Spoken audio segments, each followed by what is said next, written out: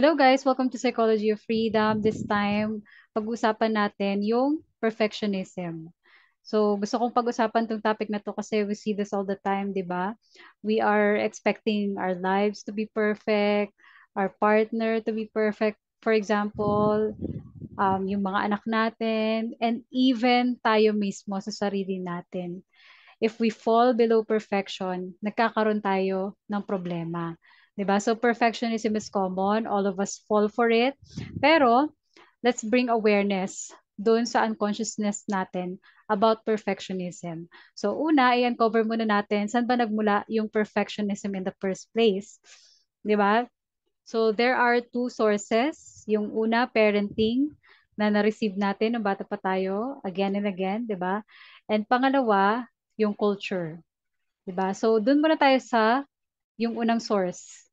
I'm sure lahat naman tayo in some way or another na experience or narinig to sa ibang parents. So halimbawa, let's say at 4 or 6 years old, in-expect ng parents mo na super regulated ka na every time na pupunta kayo somewhere, sobrang behave ka, super orderly, neat, and you're not all over the place. Pero that's the thing about parents, di ba? They don't understand developmental stage ng mga bata, which is expected na yung mga anak natin at 4 or 6 would behave as parang adults. 'Di ba? We don't realize na unrealistic yung expectations natin. Walang bata na hindi chaotic, walang bata na hindi maingay, walang bata na hindi malikot. Kung meron man, they're just in fear. 'Di ba? At a very young age, natutunan nilang mag-put on ng mask to be the behaved kid kasi alam nila na hindi sila safe pag pinakita nila yung authentic nature nila. Ano ba yung authentic nature ng mga bata? Yung mga bata, authentic nature nila yung yun, nakikita na natin, 'di ba? Being messy, being chaotic, being creative, 'di ba? Full of life. Yan yung essence ng mga bata. And of course, hindi pa sila well regulated kasi nga number one, nasabi ko na rin to sa ibang videos ko na hindi pa ganun ka-develop yung brain nila. Number two, kulang pa sila sa life experiences, meaning hindi pa ganun katagal yung existence nila dito sa Earth to learn all these skills of self-regulation. Natututunan na lang nila yon as they grow older. Pero as parents, 'di ba, wala tayong patience. Hindi natin matolerate yung mga bata na still kind of figuring things out, hindi pa ganun ka well regulated, which is expected. Dapat alam na nila yon, 'di ba? At a very young age. So lagi ko sinasabi na as adults, 'di ba?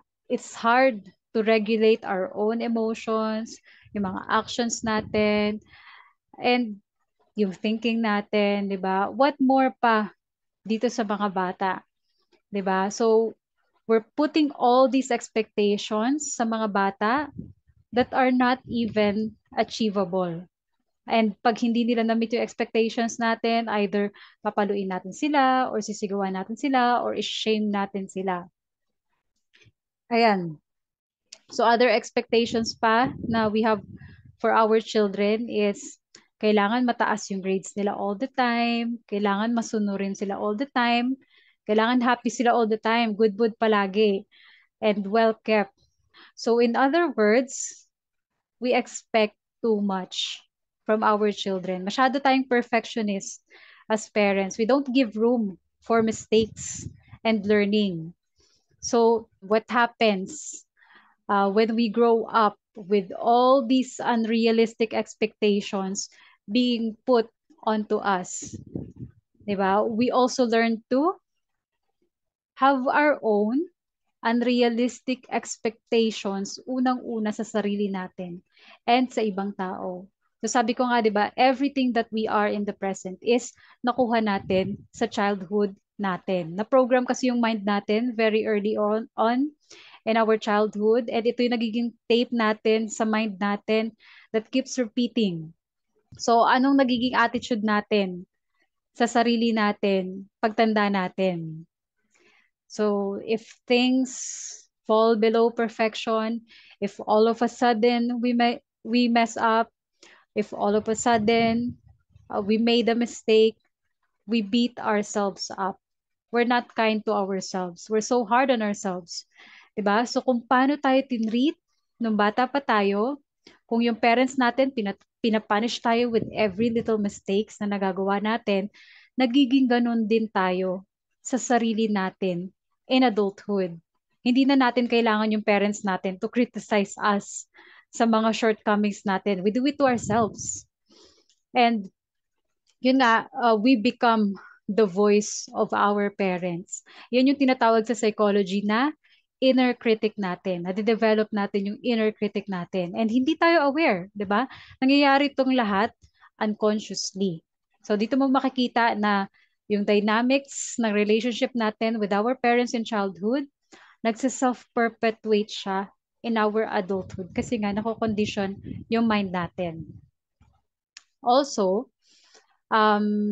as children kasi hindi tayo naturuan na mistakes are normal, these things are natural, and as human beings, we have limitations.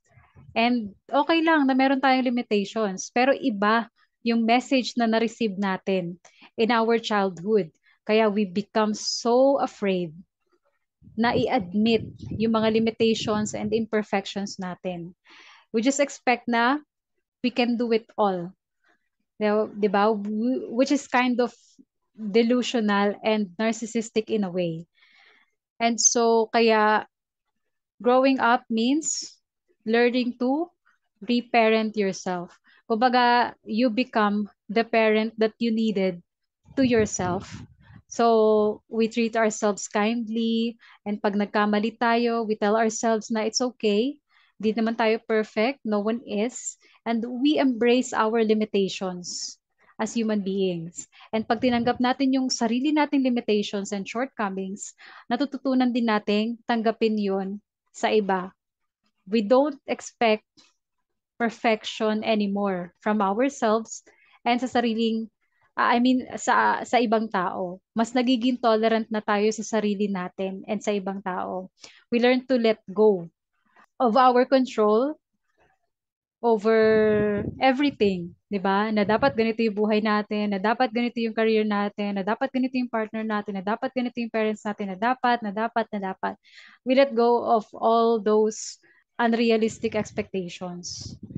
So, remember na yung parents natin kind of expected too much from us, pero tayo din naman, as we become adults, nagkakaroon din tayo ng sarili nating expectations sa parents natin na they are supposed this, alam mo yun, most loving, most conscious parents for us. Pero the real work is becoming the parent that we needed for ourselves. So, ayan, ano naman yung second source ng perfectionism natin? Syempre yung culture. And I'll talk more about this in the future. So dadaanan lang natin to briefly. So ano yung cultural expectations sa atin? 'Di ba? Again, perfection. Ine-expect tayo to be good all the time, to be high achieving all the time, to look good all the time, or else we won't be good enough.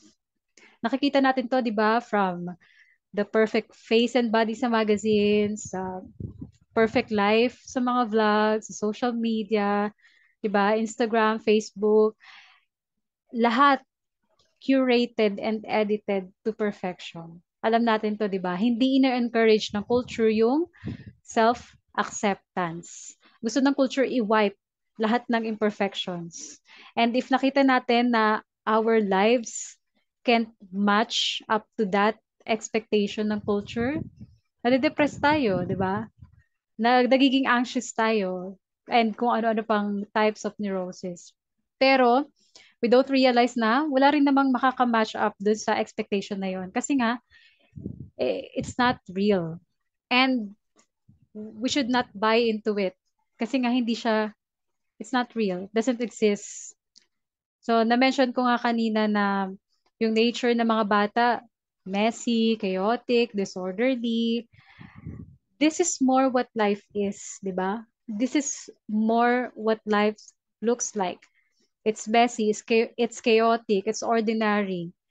It's full of, di ba, mistakes. It's not pristine. Hindi siya flawless, hindi siya perfect, 'di ba? And so, ano naman gagawin natin para makawala sa grip ng cultural and parental conditioning? Syempre, number one, self-awareness. Most of the time kasi, di ba, hindi natin iniisip. We just blindly follow what we see. We're not conscious.